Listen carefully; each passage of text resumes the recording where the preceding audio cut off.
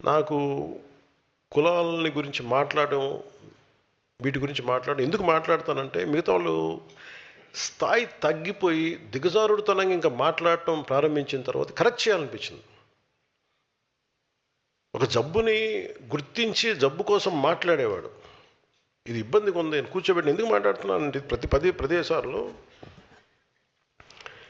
అంటే మీరు తీసుకెళ్లాల్సిన మెసేజ్ కూడా కింద స్థాయిలకి, మన క్షేత్రస్థాయికి, క్షేత్రస్థాయికి నా కోరిక ఈ దేశంలో ఒక రోజున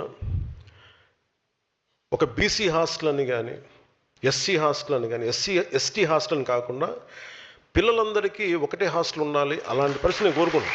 నా కోరిక అంటే ప్రభుత్వాలే సంవత్సరాలుగా, దశాబ్దాలుగా పిల్లలు మనం చిన్నప్పుడు మీరు ఊహించండి, మీరు ఒకసారి వెనక్కి వెళ్ళి చూడండి. మనం ఆడుకునేటప్పుడు, మన స్కూల్కి వెళ్ళేటప్పుడు మన ఫ్రెండ్స్ ఎవరు, మనం ఎప్పుడు ఆలోచించు. ఓట్లకి రాగానే అన్న ఆ వీధిలో అన్న మన దళిత సోదరులు అన్న నమస్కారం పెట్టండి అన్న, ఇటు వెళ్ళినా మన కాపు సోదరులు అన్న ఇటు దండం పెట్టండి అన్న, అటు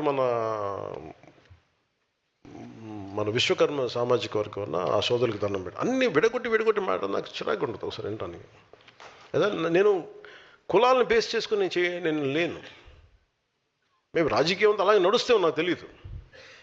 కానీ ఎవరో ఒకరు ఎక్కడో చోట ప్రయత్నం అయితే మొదలు పెట్టాలి. ఒకసారి మనం మాట్లాడుతున్నప్పుడు కులాల్ని కలపడానికి తప్ప విడగొట్టడానికి అయితే నేను చేయను. ఎందుకంటే నేనేమంటానంటే ఎవరి కాస్ట్ ఐడెంటిటీ నేను మార్చలేను, నాకు తెలుసు అది.